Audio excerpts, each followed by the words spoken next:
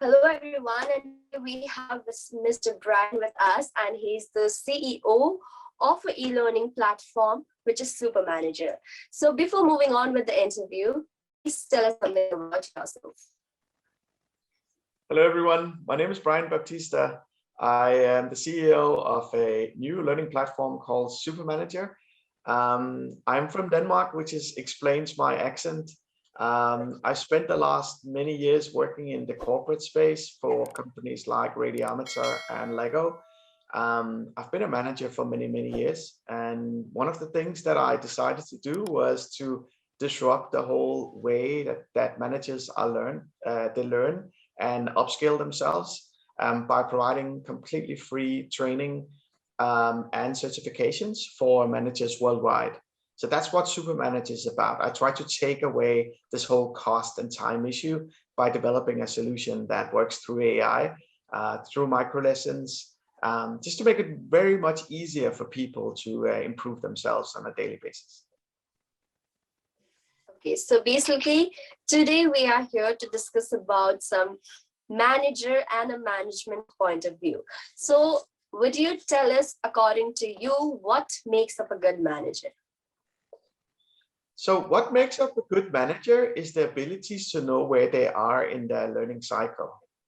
Because the thing is that we kind of sometimes put managers in one basket and have a lot of expectations to their management, meaning that we expect them to be equally as good at managing us as employees. This is kind of the first issue that a manager should know, that employees expect a certain level.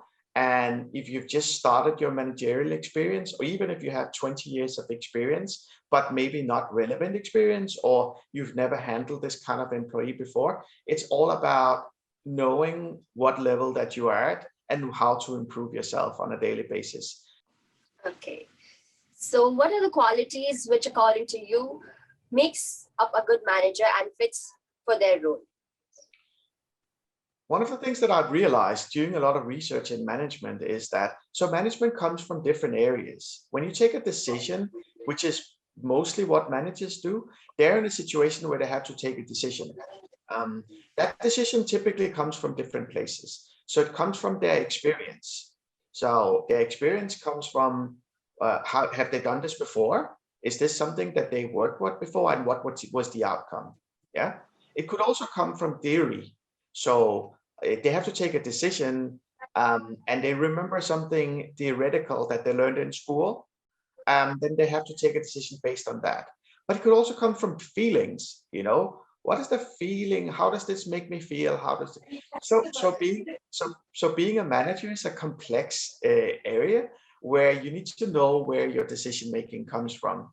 All right. So as you already mentioned, the skills and the qualities which should be in a manager. So would you please explain some of the tips to gain such skills and the resources or the platforms to use for being a good fit for the job? Sure. One of the first things you should do when you're a manager, and that's regardless of you being a new manager, or you want to learn about management, or you have 25 years experience, is to accept the fact that the employee bases that are coming, the new generation, are not like the old generation. So that means that you need to upskill your knowledge about management all the time. Suddenly you will become obsolete because your management skills are not fitting the next generation that comes. So the next generation that are coming in have different ways of looking at leadership. It's very common. Every generation thinks that the new generation is disrupting everything that they know, which is very true for the next generation. I totally agree with you. So would you like to give us some suggestions or advice to our future aspirants? Yes, definitely. I mean, what we do is at SuperManager, we work with different levels of management. We work with people that want to become managers. So these are typical people that could have worked for many years and they've seen other people progress into managerial positions. And they're saying, why not me? Why can't I get a great promotion? Yeah. The thing is that there's no doubt that owning your skill set as a manager is part of getting a promotion. It's a huge part of promotion. Okay, so if you show an umbrella view of topics, if you know how to make people efficient, if you know how to speak to people, if you take that step, you will be seen as a possible manager. Okay, sector experts that are very, very good, very, very great at doing specific things have a much harder time getting a promotion. Yeah.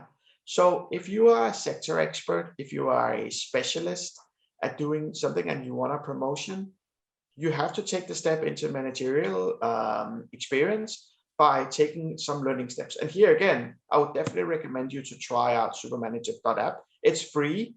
It takes a few minutes. It's an AI chatbot that's worked very, very easily, and you can document your managerial experience. Because this is the next point, is that if you want a promotion, or you want to take a better job, or you want to do something in your career, you need to be able to document that you know something about what you have in your experience. And we've learned that it's really difficult to document your experience. So if you have worked for a company in communications for 6 years, you've never had the abilities to further educate yourself, how do you document your experience? This is what you can do on our app. You can go in, you get some learning, you get some questions, and you can document it, which means that if you want to take a promotion, or you want to go for a promotion, you want to go for another job, you can actually document that by certifications or certificates. So that's kind of the steps that I would definitely say. For new managers, I would definitely say, educate yourself as much as you can.